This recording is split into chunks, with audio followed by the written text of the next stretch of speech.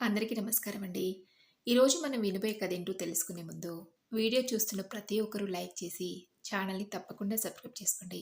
ఇక కథలోకి వెళ్తే, రాజమండ్రిలో రైలు దిగి, అక్కడి నుంచి ఎక్స్‌ప్రెస్ బస్సులో రామచంద్రాపురం వెళ్ళి, బస్ స్టాండ్‌లో వెయిట్ చేస్తే, రోజుకు 3 ట్రిప్పులు తిరిగే ఎర్ర బస్ వస్తుంది. ఆ ఊరికి వెళ్ళడానికి. ఆ బస్సులో కూర్చుంటే మరో గంట సేపు ప్రయాణం. అమ్మ ఎప్పుడైనా తన పుట్టింటికి వెళ్దామంటే నాన్న ఎందుకు అంతలా విసుక్కునేవాడో మొదటిసారిగా నాకు అర్థమైంది. ఈ రోజుల్లోనే ఇలా ఉందంటే అప్పట్లో ఇంకెలా ఉండేవో సౌకర్యాలు. నాకు తెలిసి నేను ఆ ఊరికి 4, 5 సార్లు వెళ్ళే ఉంటానేమో. అది బాగా చిన్నతనంలో మాత్రమే. ఆ తర్వాత ఎప్పుడు ఆ ఊరికి వెళ్ళనే లేదు. అమ్మకి ఆ ఊరి నిండా బంధువులే అన్న సంగతి మాత్రం తెలుసు.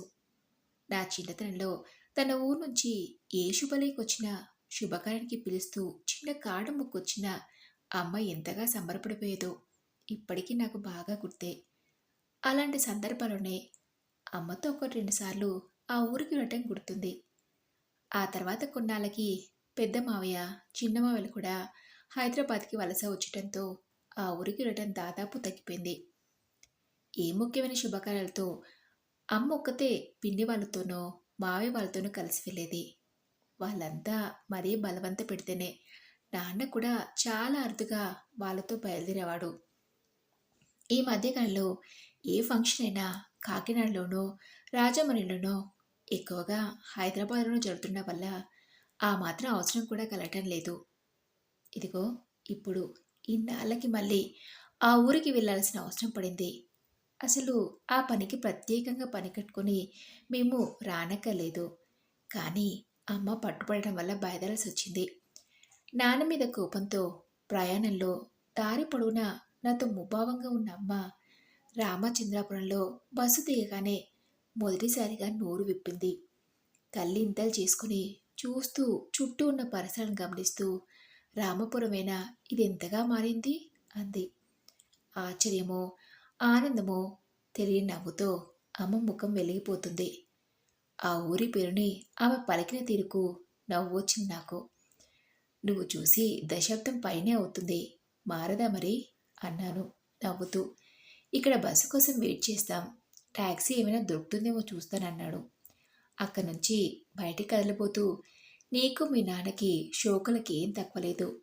గంట గంటకి బస్సు ఉందని శంకరమావయ్య చెప్పాడు. టాక్సీ ఎందుకు? అసలు నువ్వు వద్దన్నావు గాని శంకరమావయ్య రాజమండ్రి స్టేషన్కే వస్తా అన్నాడు అంది అమ్మ. శంకరమావయ్య అమ్మకి కజిన్ బ్రదర్. అంత అవసరం ఏముందమ్మా? ఇక్కడి నుంచి మనకేదో ఒక వెహికల్ దొరక్కపోదు. అయినా నీకు తెలియని ఊరా ఏంటి అన్నాను. ఆఖరి మాటలు ఆమె మీద బాగా పనిచేశాయి. అవునవును అంది. ఇక్కడి నుంచి మా ఊరికి జట్కా బండ్లు వెళ్తాయి. బస్సు కోసం చూసే ఓపిక లేకపోతే దాంట్లో వెళ్ళిపోదాం. నేను మళ్ళీ నవ్వాను.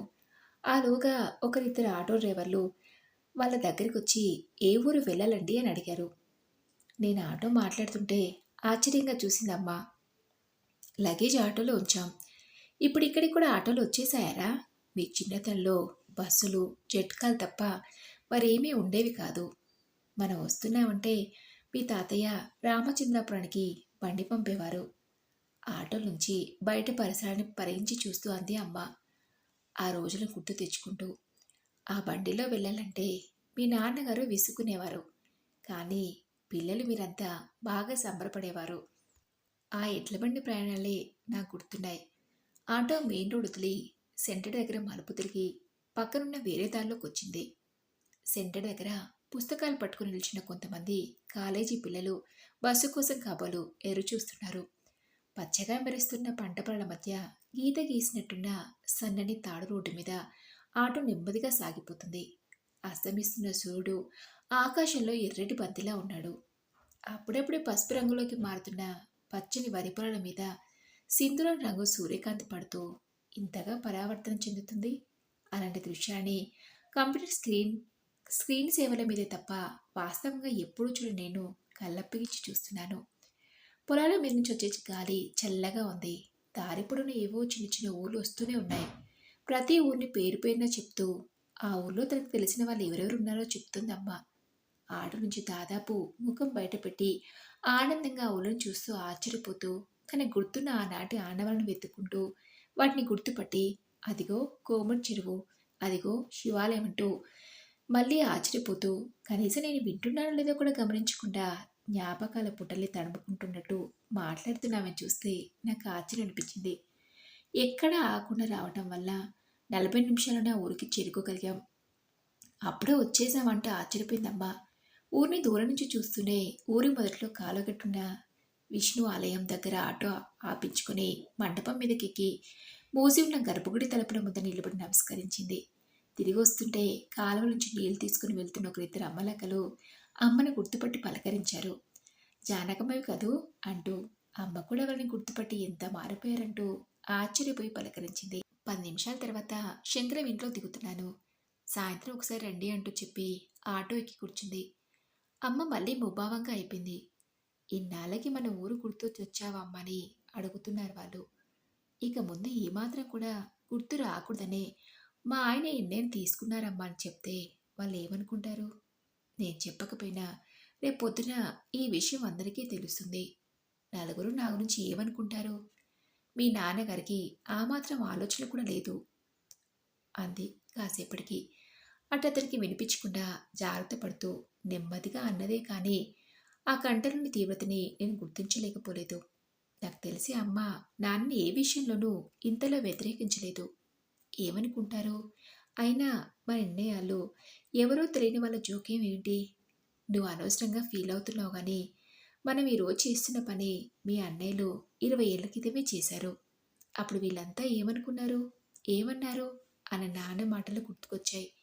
అవే మాటల్ని అమ్మకి అర్థమయ్యేలా చెప్పి చాలా సులువుగా అమ్మను ఒప్పించగలను కానీ ఆ క్షణంలో అమ్మ ముఖం చూస్తే నాకు అలా మాట్లాడబుద్ధి కాలేదు. ఊరి మొదట్లో రావి చెట్టు కిందున్న పెద్ద సిమెంట్ దిమ్మ మీద కూర్చున్న వాళ్ళు, దారి వెంట నడుస్తున్న వాళ్ళు పనులు మాటలు ఆపేసి మరీ ఊర్లోకి వస్తున్న మా ఆటోని ఒకసారి పరికించి చూస్తున్నారు. అమ్మ ఆటో డ్రైవర్కి దారి చూపిస్తూ డైరెక్షన్స్ ఇస్తుంది. ఆటో శంకరమ్మావ ఇంటి ముందు ఆగింది. మావయ్య కుటుంబం మొత్తం బయటకు వచ్చేశారు. ఆటో ఆగిన శబ్దానికి ఒకళ్ళు మా చేతిలో లగేజ్ అందుకున్నారు. మరొకరు మా ప్రమేయం లేకుండానే ఆటో తిరిగి డబ్బులిచ్చి తాగడానికి మంచినీళ్ళిచ్చి పంపారు. రండి రండి, ప్రయాణం బాగా జరిగిందా? బస్సులో టైంకి దొరికాయా? వీడు చాలా మారిపోయాడు. ఇంత ఉండేటప్పుడు చూశాం, అంతలో ఎంత ఎదిగిపోయాడంటూ కలకల పలకరింపులు. ఎన్నో సంవత్సరాల తర్వాత వచ్చిన అమ్మ ఎంతో అలవాటున్నదల్లా వసారాకి ఎడం పక్కకి వెళ్ళి అక్కడ మందార చెట్టు పక్కన గుళ్ళో ఉన్న నీటితో కాళ్ళు చేతులు కడుక్కొని అందరినీ పలకరిస్తూ వాళ్ళతో పాటు లోపలికి వెళ్ళింది. రంగన్న, అబ్బాయి గారికి కాలు కడుక్కొని నీళ్ళేరా అన్నాడు శంకరమావయ్య నిలబడి నన్ను చూస్తూ. గోళంలో చల్లటి నీటిని అల్యూమినియం డొక్కుతో అందించి నేను షూ విప్పి కాళ్ళు కడుక్కుంటుంటే రాముల వారి పాదాలకేసి చూస్తున్నట్టు నా కాళ్ళని చూస్తూ తువ్వాలు అందిస్తూ అన్నాడు రంగన్న. మిమ్మల్ని చిన్నప్పుడంతా ఈ చేతితోనే ఎత్తుకుని ఆడించేవారమండి. ఎన్నాళ్ళకొచ్చారు మళ్ళీ మా ఊరికి? ఇప్పుడు మిమ్మల్ని చూస్తుంటే అచ్చం మా పెద్ద కన్నం గారిలా అనిపిస్తున్నారంటూ కళ్ళెత్తుకున్నాడు. పెద్ద కన్నం గారంటే మా తాతగారని, అమ్మ వాళ్ళ నాన్నని నాకు అర్థమైంది. నేను తువ్వాలందుకుంటూ నవ్వాను. తలుపు చాటు నుంచి శంకర మావయ్య పిల్లలు నన్నే చూస్తున్నారు. నేను అటు చూసేసరికి పారిపోయారు. నేను మావయ్య వెంట లోపలికి నడిచాను. అమ్మ అప్పటికే అందరితో కబులలో పడింది. ఇల్లు పేడంతా కలిగి తిరుగుతూ తన చిన్నాటి ముచ్చట్ని ఎవరవేసుకుంటుంది. అత్తని మావయ్యని ఎవరెవరిని పెళ్ళితో చెప్తూ కుశలం అడుగుతుంది. మా మేనల్లు అచ్చు సినిమా హీరోలో ఉన్నాడు అంది. మా పిల్లడి కనుక పెద్దాలే ఉంటే మేము అసలు వదిలేవాళ్ళం కాదంటూ హాస్యాడారా అత్తయ్య. ఆమె తోటి కూడళ్ళు అమ్మతో నేను వింటుండగానే అమ్మ ఊసం తెలిసి ఊర్లో ఉన్న దగ్గర బంధువులంతా అక్కడ చేరారు. మరి కొంతమంది పనులు ముగించుకుని వస్తామని అత్తయ్యతో చెప్పారంట. అందరూ వంటగదిలో కూర్చుని కబుర్లలో పట్టారు. నేను వసాలో ఉన్న ఉయ్యాల బల్ల మీద కూర్చుని తెలుగు పేపర్ తిరిగేస్తున్నాను. వాళ్ళ కబుర్లు తెమేటట్టు లేవు. తెలుగు పేపర్ నాకు ఏ మూలకి సరిపోవడం లేదు. మధ్యలో ఒకసారి వచ్చి కాఫీ తాగుతావా? పోనీ స్నానం చేసి కాసేపు రెస్ట్ తీసుకో. రొటీన్ మాటలు నాతో అనేసి మళ్ళీ అమ్మతో కబుర్లలో పడిపోతున్నారు వాళ్ళంతా. అమ్మ ఎప్పుడు నవ్వుతూనే ఉంటుంది కానీ అప్పుడు వాళ్ళతో మాట్లాడుతున్నప్పుడు కనిపిస్తున్న అలాంటి ఉత్సాహాన్ని అమ్మ అంతకుముందు నేనెప్పుడు చూడలేదు. నాకు బాగా తెలిసిన అమ్మేనా? కళ్ళకి చాలా కొత్తగా కనిపిస్తుంది. అమ్మకి ఇక్కడ ఇంత ఫాలోయింగ్ ఉందా అని నాకే ఆశ్చర్యంగా అనిపించింది. ఏం తోచక నేను తలుపు సందు నుంచి చూస్తున్న పిల్లల్ని దగ్గరికి పిలిచి వాళ్ళకి మేము తెచ్చిన చాక్లెట్లు బిస్కెట్లు ఇచ్చి మాటలు కలిపాను. అది చూసి అప్పటిదాకా మొహమాటంగా నన్ను అంటి పెట్టుకుని కూర్చున్న ఒకరిద్దరు పెద్దవాళ్ళు కూడా చల్లగా లోనికి చేరుకొని అమ్మతో కబుర్లో పడిపోయారు. వాళ్ళ కబుర్లు నాకు నెమ్మదిగా వినిపిస్తూనే ఉన్నాయి. అరమరిక లేని గొప్ప గొప్ప స్నేహితులు నాకు మాత్రమే ఉన్నారని నేను అనుకుంటూ ఉంటాను. వాళ్ళంతా అమ్మకి అలాంటి స్నేహితులని వాళ్ళ మాటల ద్వారా అర్థమవుతుంటే నాకు ఆశ్చర్యంగా అనిపించింది. చీకటి పడేసరికల్లా అంతా ఎవరిళ్ళకి వాళ్ళు బయలుదేరారు. శంకర మావయ్య భార్య వాళ్ళని కూడా భోజనాలకి అక్కడే ఉండిపోమ్మని బలవంతం చేసింది. వాళ్ళు ప్రయాణం చేసి వచ్చింది కదా, జానకి స్నానం చేసి కాసేపు రెస్ట్ తీసుకొని భోజనాలు అయ్యాక మళ్ళీ వస్తాం, తీరికగా కబుర్లు చెప్పుకుందామంటూ లేచి వెళ్ళిపోయారు. స్నానం చేసి కాటన్ చీర కట్టుకొని వచ్చి అత్తయ్యకి వంటలో సాయం చేస్తున్న అమ్మ దగ్గరికి వచ్చి మెల్లగా అన్నాడు శంకరం మావయ్య. బావ చెప్పినట్లే ఊళ్ళో నలుగురితోనూ ఒక మాట చెప్పుంచాను. పొలం కొంటామని చాలామంది వచ్చారు, కానీ మన బంధువులోనే కొందరు బయట వాళ్ళకి అమ్మటం ఎందుకు, ఆ రేటు మేమే ఇస్తాం, మాకే అమ్మమని అంటున్నారు. నువ్వు ఎలాగంటే అలాగా, దగ్గర వాళ్ళకి వద్దనుకుంటే బయట వాళ్ళనే పిలుస్తాను. అదేం లేదు అదేం లేదు శంకరం, ఎవరికైనా మాకేం అభ్యంతరం లేదు. రేటు గురించి కూడా పెద్ద పంటింపు ఏమి లేదు. ఆయన ఉద్దేశం కూడా పొలాన్ని అమ్ముకుని డబ్బు చేసుకుందామని కాదు. పెద్దవాళ్ళం అవుతున్నాం కదా, అన్నీ సెటిల్ చేసుకుంటే మంచిదని అమ్మేద్దామన్నారు. వంటగది నుంచి వినిపిస్తున్న అమ్మ మాటలు వింటుంటే ఆశ్చర్యంగా అనిపించింది. నాన్న ఉద్దేశాన్ని అంత కరెక్ట్గా అర్థం చేసుకున్న మనిషి మరి పొలాన్ని అమ్మేద్దామన్నందుకు నాన్నతో వారం రోజులుగా ఎందుకు అంతలా పోట్లాడిందో, మౌన పోరాటం ఎందుకు చేసిందో నాకు పజిల్ కనిపించింది. చివరికి నాన్న మాటను కాదనలేక అయిష్టంగానే బయలుదేరింది. ఆ సంగతి నాకు తెలుసక్క, కానీ ఈ పొలం ఏమైనా ఉంచుకుంటే ఈ ఊరితో మీకు ఆ మాత్రం సంబంధమైనా ఉంటుందని అనుకున్నాను అన్నాడు మావయ్య. ఆ మాటల ద్వారా అమ్మ అంతరంగం కొంచెం కొంచెం అర్థమవ్వసాగింది. అది సరేగాని శంకరం, జగన్నాథ మాస్టర్ని ఒకసారి చూడాలిరా, మళ్ళీ ఎప్పుడు వస్తానో ఏమిటో అంది అమ్మ మాట మారుస్తూ. దాందే ఉంది, వెళ్తూగానిలే, ఆయన కూడా బాగా పెద్దాయన అయిపోయారు, బయటికి రావటం లేదు.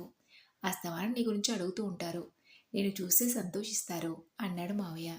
అవునరా, వచ్చిన దగ్గర నుంచి చూస్తున్నాను, విశ్వనాథం కనబడదేంలే, ఎలా ఎలా ఉన్నాడు హఠాత్తుగా అంది అమ్మ. మావయ్య దీర్ఘంగా నిట్టూర్చడం వినిపించింది. ఎలా ఉంటాడో అలాగే ఉన్నాడు. ఆ పాడు తావుడికి ఇల్లు కుళ్ళైపోయింది. ఇంట్లో వాళ్ళకి తినడానికి తిండి లేదు, కట్టుకోవడానికి బట్ట లేదు. ఆ పిల్లానికి పిల్లలకి అభిమానం జాస్తి. ఒకరి ముందు చేయి చాపడం ఇష్టం లేక అలాగే పస్తులుంటూ నెట్టుకొస్తున్నారన్నాడు. నేను వస్తున్నట్టుగా చెప్పావా అంది అమ్మ. మధ్యాహ్నమే రోడ్డు మీద కనిపిస్తే చెప్పాను. మనిషి అదే స్థితిలో ఉన్నాడు. నీ ముందుకు అలా రాలేదనుకుంటాను, లేకపోతే వచ్చేవాడే అన్నాడు మావయ్య. అమ్మ మౌనంగా ఉండిపోయింది. విశ్వనాథం అంటే ఎవరు కుతూహలంగా అడిగాను. నేను భోజనాలు చేస్తుంటే ఆయన ప్రసక్తి మళ్ళీ రావటంతో, మీ అమ్మ తను ఒకే క్లాస్ చదివేవాళ్ళు, ఇద్దరూ స్కూల్కి కలిసి వెళ్ళేవారు, మాకు దూర బంధువు. మీ అమ్మకి వరుసకి అన్నయ్య అవుతాడు, కానీ బంధుత్వం కన్నా స్నేహమే ఎక్కువ. ఒకరంటే ఒకరు వాళ్ళకి ప్రాణంగా ఉండేవారు అన్నాడు మావయ్య. రేపు నేను పెందలాడే బయలుదేరి విశ్వనాథం ఇంటికి వెళ్తానా శంకరం, లేట్ అయితే వాడు మళ్ళీ ఎటో వెళ్ళిపోతాడేమో అంది అమ్మ కొంచెం దిగులుగా. సరే, మా పెద్దదాన్ని తీసుకుని వెళ్ళు అన్నాడు మావయ్య. మా భోజనాలు అయ్యి కాసేపు విశ్రాంతి తీసుకోగానే మళ్ళీ అమ్మ గ్యాంగ్ అంతా వచ్చేసింది. ఆరు బయట పెరట్లో మంచాలు పక్కలు వేసుకొని మళ్ళీ కబుర్లు మొదలుపెట్టారు. నేనుంటే వాళ్ళ స్వేచ్ఛకి అడ్డుగా ఉంటాననిపించి నాకు నిద్ర వస్తుందంటూ లోపల గదిలోకి వచ్చేసి పడుకున్నాను. వాళ్ళ మాటలు నెమ్మదిగా వినిపిస్తూనే ఉన్నాయి. మధ్య మధ్యలో అమ్మ విశ్వనాథం గురించి ఆడటం కూడా వినిపిస్తూనే ఉంది. ఆ మన్నాడు ఉదయాన్నే అమ్మ బయలుదేరిపోతుంటే, ఎక్కడికి, విశ్వనాథం గారింటికేనా, నేను వస్తా అన్నాను.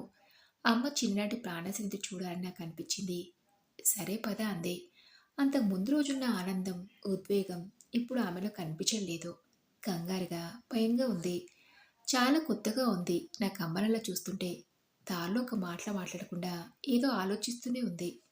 అమ్మ పాతకాలనాటి పెంకుటిల్లది, పైన చాలా మటుకు పెంకులు ఊడిపోయి ఆ కాళ్ళలోంచి ఊలుతూ లోపలికి పడింది. గోడల్ని బాగా మాసిపోయి పెచ్చులు ఊడిపోయి లోపల ఎర్రమట్టి కనిపిస్తుంది. మమ్మల్ని చూసి ఆ ఇంట్లోని వాళ్ళు సంతోషించ కన్నా ఎక్కువ కంగారు పడినట్టుగా కనిపించారు. వాళ్ళ లేమిని మేమెక్కడ గుర్తించి బాధపడుతున్న కంగారు గుమ్మంలోనే మాకెదురొచ్చాడు విశ్వనాథ మావయ్య. తలారా స్నానం చేసి నీటి విభూతి రేఖలతో కనిపించాడు. అమ్మ చూసి కంగుతున్నట్టుగా అయి సర్దుకొని నవ్వాడు. శంకరం చెప్పాడు, నువ్వు వస్తున్నావని. రాత్రి లేటైంది. పనుండి ఇదిగో ఇప్పుడు నీ దగ్గరికే వస్తున్నాను. ఈలోగా నువ్వే వచ్చేసావన్నాడు. ఇన్నాళ్ళ తర్వాత కలిసిన స్నేహితుడితో అమ్మ ఒక్క మాట మాట్లాడలేదు. అతడి వంకే తినేసేలా చురుగ్గా ఒకసారి చూసి చూపు తిప్పుకుంది. అతడి భార్యను పలకరించింది. కూతుళ్ళు ఇద్దరిని పిలిచి ఆప్యాయంగా దగ్గర తీసుకుంది. ఆయన గిలగిల్లాడుతున్నట్టుగా చూశాడు అమ్మ వంక. మీ అబ్బాయ చాలా పెద్దవాడయ్యాడు. ఈ మధ్య చూడలేదు కదా అంటూ అమ్మతో మామూలుగా మాట్లాడడానికి ఆయన చేస్తున్న ప్రయత్నాలు చూస్తుంటే నాకు జాలేసింది. ఆవిడ కాఫీ కలపడానికి వంటింట్లోకి వెళ్ళింది. వెనుకే పెద్ద కూతురు కూడా వెళ్ళింది. నేను నెమ్మదిగా అక్కడి నుంచి లేచి పెరట్లోకి వచ్చాను. స్నానం చేసి విభూతి రాసుకుంటే నేను గుర్తుపట్టలేననుకున్నావా? నువ్వు మారవా? అమ్మ గొంతు నెమ్మదిగా తీక్షణంగా అంటం వినిపించింది. నాకు లోపల నుంచి అలా వాళ్ళిద్దరి మధ్య మౌనం ముక్కలై క్రమంగా మాటలు మామూలయ్యాయి. నేను లోనికి వెళ్ళేసరికి విశ్వనాథం మావయ్య ముఖం తేటగా ఉంది. అమ్మ చేత తినాల్సిన తిట్లన్నీ తినేసినందుకు రిలీఫ్గా ఉందేమో. హుషారుగా బెరుకు లేకుండా అమ్మతో మాట్లాడుతున్నాడు. అమ్మ ముఖంలో మాత్రం దిగులు. ఆ ఇంటిని పిల్లల్ని చూస్తుంటే బయలుదేరే ముందు అమ్మ మేమెవరం చూడకుండా విశ్వనాథ మావయ్యతో చేతిలో చేయి వేయించుకుని రహస్యంగా ఏదో వాగ్దానం తీసుకోవటం కనిపించింది. ఆడపడుచు రాక రాక ఇంటికొస్తే ఏమీ పెట్టలేకపోతున్నాను. అమ్మకి బొట్ట పెడుతూ ప్లేట్లో పూసిన మందార పూలని చేతిలో ఉంచుతూ అంది అత్తయ్య బాధగా. బయటికి వస్తుంటే అమ్మ కళ్ళ నీళ్ళని ఆపుకోలేకపోవటం స్పష్టంగా కనిపించింది. నాకు చాలా విచిత్రంగా ఉంది. ఇదంతా మేం తప్ప మరి లోకము ఉండదన్నట్టుగానే కనిపించే అమ్మలో నాకు తెలియని కొత్త కొనను చూస్తున్నట్టు అనిపిస్తుంది. నాకు అమ్మ వంక చూస్తూనే ఆలోచనలు పడ్డాను. శంకర మావయ్య పిలుస్తున్నాడు, నీతో మాట్లాడంట అంది అమ్మ. నేను అమ్మ చేయి పట్టుకొని ఆపాను. పొలం పెరిగిన సంగతి మాట్లాడడానికేనా? వద్దు, నేను చెప్పేది విను. పొలం మనం అమ్మొద్దు. నీ స్నేహితుడు విశ్వనాథం మావయ్యకి కౌలుకిద్దాం అన్నాను. అమ్మ ఆశ్చర్యంగా చూసింది నా మాటలకి. అవును, నిన్న వాళ్ళ పరిస్థితి కల్లారా చూశాం కదా. చూడపోతే ఆయనకి చేయడానికి పనేమీ లేనట్లుంది. ఎంత నీకు మాటిచ్చినా 4 రోజులు గడిచేసరికి పనేం లేక ఆయన మామూలు దారిలోనే నడుస్తాడు. అతను మారాలంటే ఏదో ఒక పని కల్పించాలి. కౌలు డబ్బులు మనకేమీ ఇవ్వనక్కర్లేదు. పొలాన్ని పండించుకుని ఆ కుటుంబం 3 పూటల కడుపునిండా తిని పిల్లలకి చక్కగా చదువులు చెప్పించుకుంటే చాలని చెప్దాం. అతని మార్చాలని ఎన్నో ప్రయత్నాలు చేశావు. ఈ చివరి ప్రయత్నం కూడా చేద్దాం. అమ్మ నా వంక ఆశ్చర్యంగా చూసింది. మరి మీ నాన్నగారికి ఏం చెప్దాం అంది. ఆ పొలం నీ ఆస్తి.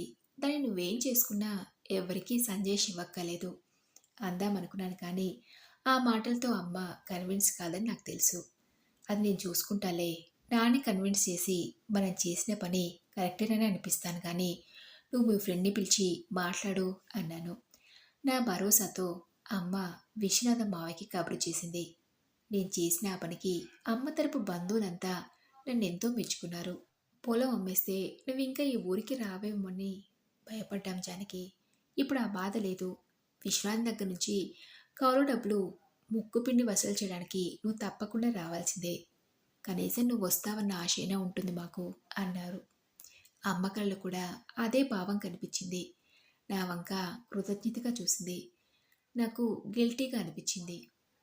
పరీక్షల సమయంలో అమ్మ లేకపోతే చదువుకోనని సెలవుల్లో స్నేహితులతో క్రికెట్ కోచింగ్, స్విమ్మింగ్ లాంటి వాటికి వెళ్ళడానికి సమయానికి అన్నీ అమర్చిపెట్టే అమ్మ లేకపోతే ఇబ్బంది అవుతుందని గొడవ చేస్తే ఊహ తెలిసిన దగ్గర నుంచి మా కోసం అమ్మ ఎన్నోసార్లు తమ ఊరికి పెట్టుకున్న ప్రయాణాన్ని ఆఖరి క్షణంలో మానుకోవటం నాకు బాగా గుర్తుంది. అమ్మ మా మీద ప్రేమతో ఉండిపోయిందనుకునే వాళ్ళం, కానీ అందువల్ల తను కోల్పోయిందేంటో తెలుసుకోలేకపోయాం. తిరుగు ప్రయాణంలో అమ్మ ముఖంలో ఏదో చెప్పలేని సంతృప్తి, సంతోషం. మేం పరీక్షలు పాస్ అయినప్పుడు, నాన్నకి ప్రమోషన్లు వచ్చినప్పుడు, ఇంకా చాలా చాలా సందర్భాల్లో అమ్మ ముఖంలో నేను గతంలో ఎన్నోసార్లు సంతోషాన్ని చూశాను. కానీ ఇలాంటి సంతోషాన్ని మాత్రం అంతకు ముందు ఎన్నడూ చూడలేదు. ఆ తర్వాత అమ్మ తమ ఊరికి ఎప్పుడు ప్రయాణం పెట్టుకున్నా సపోర్ట్ చేస్తూ నాన్నతో దెబ్బలాట మరీ పంపించడంలోనే నేను ముందుండేవాణ్ణి.